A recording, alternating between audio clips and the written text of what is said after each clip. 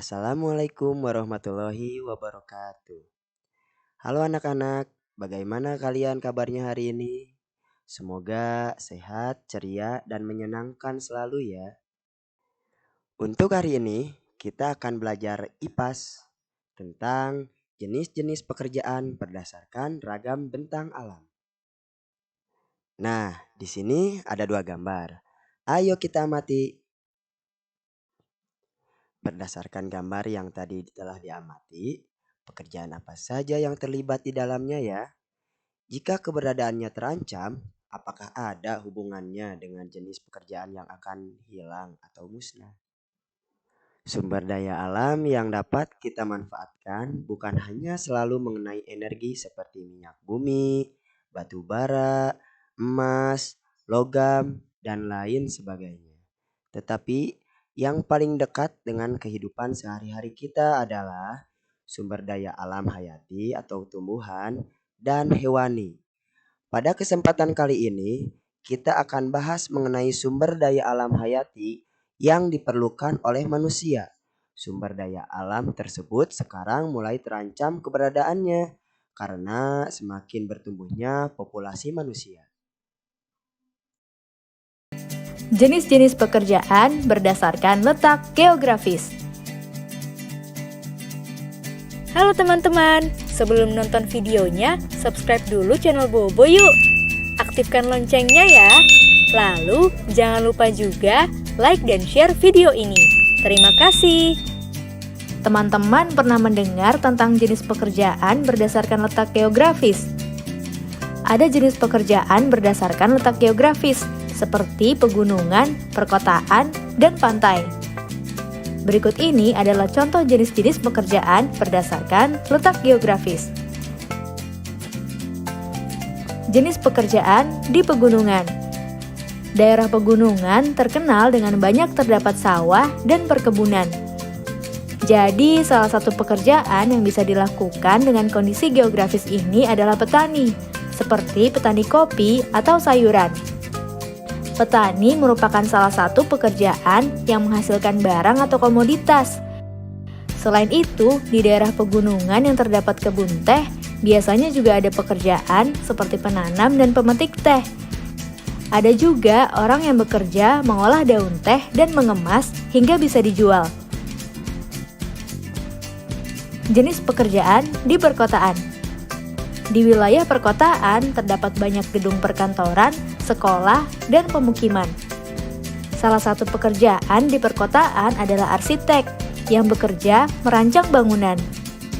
Pekerjaan yang ada di perkotaan kebanyakan adalah jenis pekerjaan yang menawarkan jasa. Arsitek sering bekerja sama dengan kontraktor, ahli tata kota, hingga desainer interior.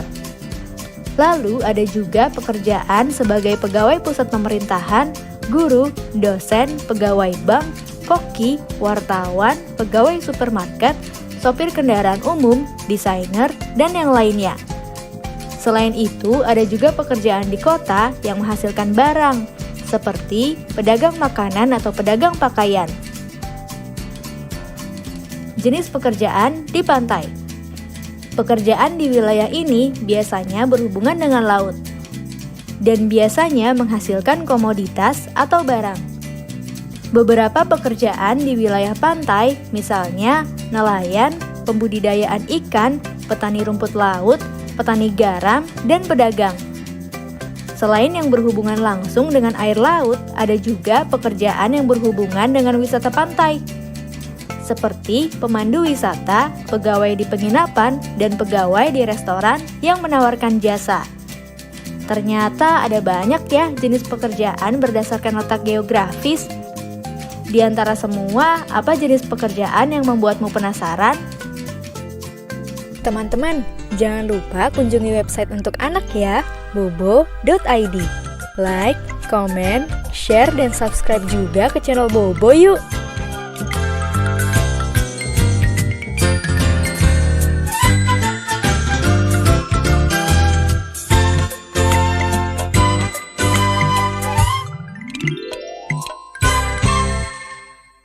Petani Indonesia terancam punah.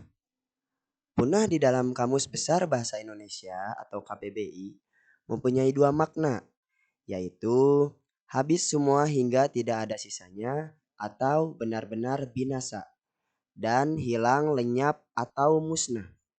Nah, dalam konteks judul petani Indonesia terancam punah, berarti keberadaan petani Indonesia bakal habis semua hingga tidak ada sisanya atau benar-benar binasa dan hilang lenyap atau musnah.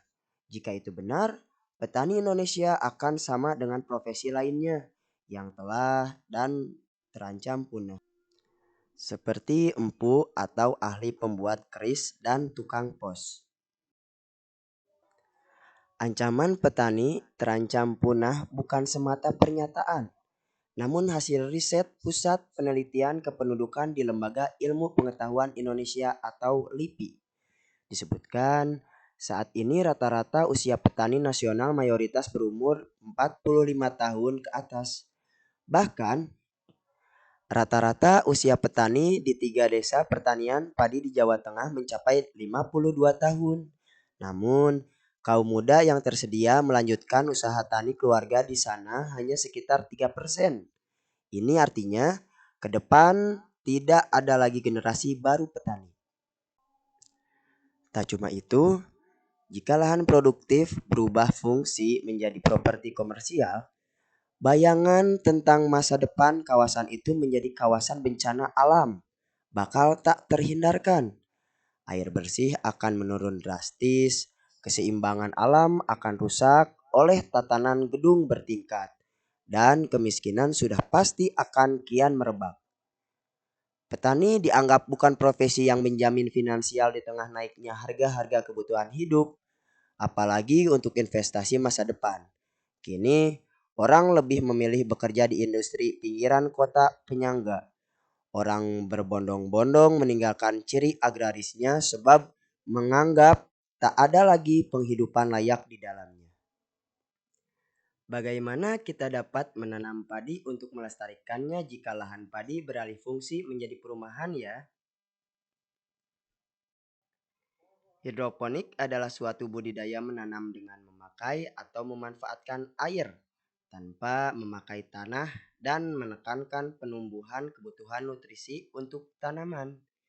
Kebutuhan air pada tanaman hidroponik lebih sedikit dibandingkan kebutuhan air pada budidaya dengan memakai media tanah. Hidroponik memakai air yang lebih efisien, jadi sangat cocok untuk diterapkan pada daerah yang mempunyai pasokan air yang terbatas. Nah, sekarang silahkan presentasikan hasil diskusi kalian.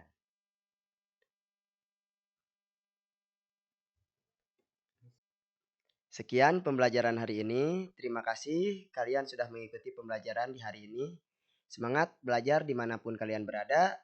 Dan wassalamualaikum warahmatullahi wabarakatuh.